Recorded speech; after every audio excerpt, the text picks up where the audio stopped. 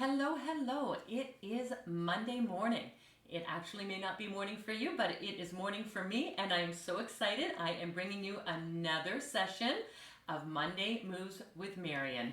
Well, hi everyone.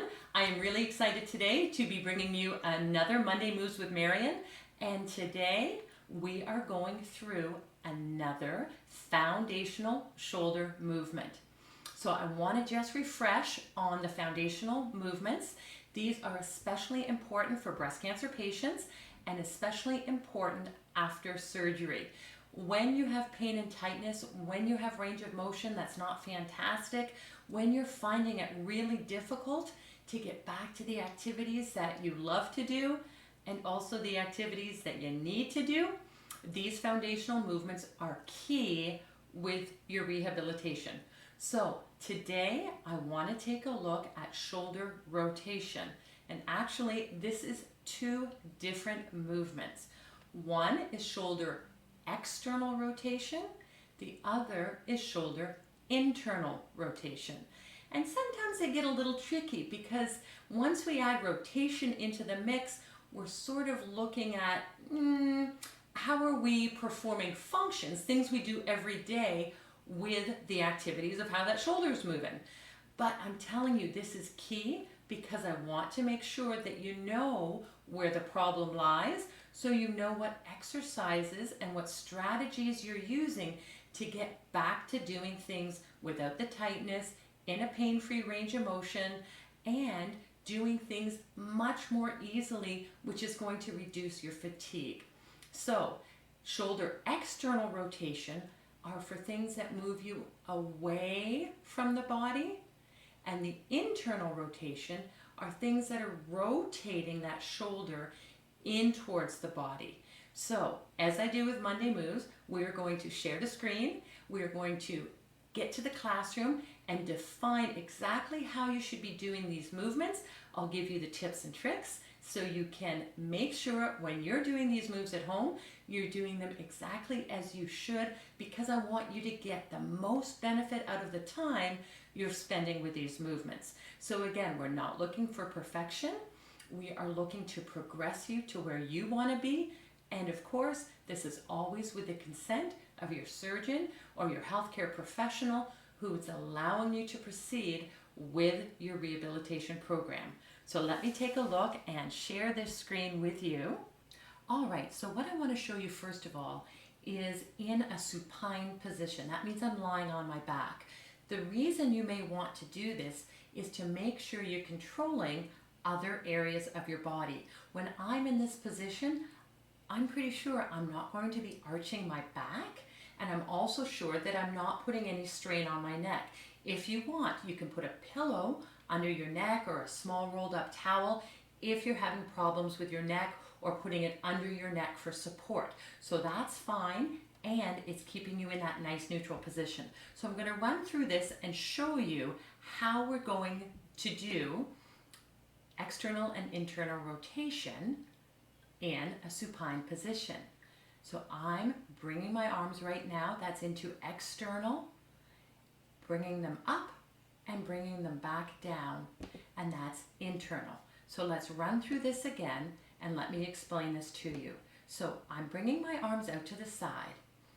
What I'm doing here is bringing my arms out to 90 degrees or thereabouts, it doesn't have to be exact, but abducting to the sides. So we need to know that you can get to this position before doing the internal and external rotation in supine with the arms at the sides.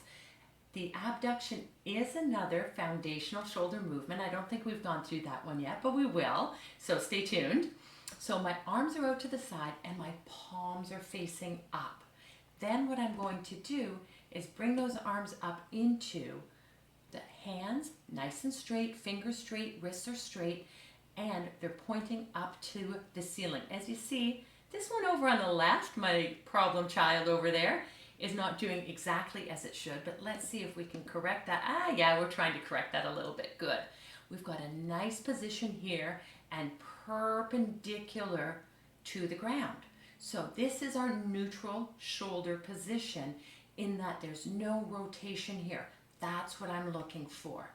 And then what I'm doing is bringing that arm right down towards the ground. This is the external rotation. All this movement is coming from the shoulder. I know it looks like the arm is moving. Maybe it's the wrist, maybe it's the elbow. It's not. This movement is coming from the shoulder, and that's why it's key. So we are coming down towards the ground. I want to keep that wrist and that hand nice and straight. So I don't want the wrist or the fingers to be the ones performing that movement to get where my shoulder should be doing it. So I want to keep those as straight as possible as I'm moving. Then what I'll do nice and slow again is bring that up to a neutral position, and then, and as you can see here, again, tips and tricks and cheats, that wrist is starting to bend for me. I'm reaching for the ground there, and I've used that wrist to have my fingers touch the ground. So I know that, number one, I am using a modification in my movements to get to more of that position.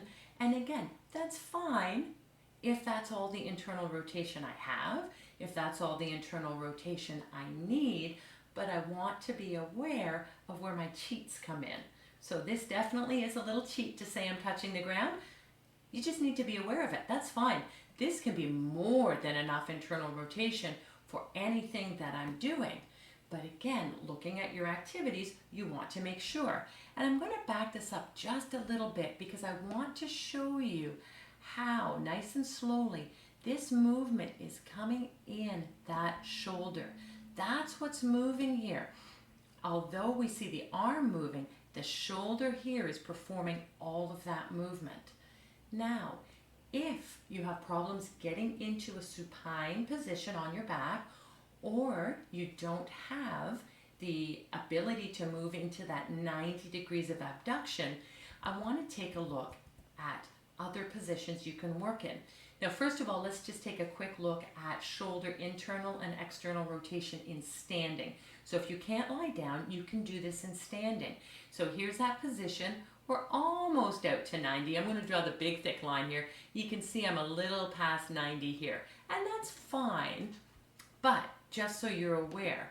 And then what we're doing is bringing that arm up into that external rotation. So again, that arm's moving away from the body. This is a little more tricky because we can compensate with some of those movements. We can arch the back or move our neck, so I want you to be aware of that. And then we will bring ourselves into that internal rotation, and you'll see this is trickier again when we're standing. You can see that I've elevated, I've hiked up that shoulder a little bit. So be aware of that as we're moving into that internal rotation. So the other way, if we can't get into that 90 degrees of abduction, is just doing that from the side. So the arm's in a neutral position, and we're moving away from the body for external rotation. And I want you to be careful here again on the movement of the wrist. And then what we'll do as well is move into internal rotation. So if the shoulder is rotating inward, I've got my arm against my body, I've got the wrist nice and straight, fingers nice and straight, the elbows away from the body. That's fine. I don't want you to worry about that because the rotation is in the shoulder. The elbow coming away is not going to take away from the movement that you're working in the shoulder. So just to wrap up, the external and internal rotation for the shoulder are both foundational movements, but they're kind of like add-ons in a way because we can reach forward with shoulder flexion, which is a foundational movement, but then we may add on that internal rotation or that external rotation to make things a little easier to get to, and also to save some of that movement that we may be performing with our spine. We don't want to increase risk of injury in other areas by having decreased movement in our shoulders. So I want you to be sure of what may be causing tightness and pain so you know exactly what to work on in your exercise program. And what I'd love for you to do stay tuned and subscribe to my channel so you can see the upcoming Monday Moves with Marian. You'll have more activities that you can add to your rehab program. And as always, please make sure that you have consent from your surgeon or your healthcare practitioner before doing any activities here or elsewhere. I want to make sure you stay safe. Have an awesome day. See you soon.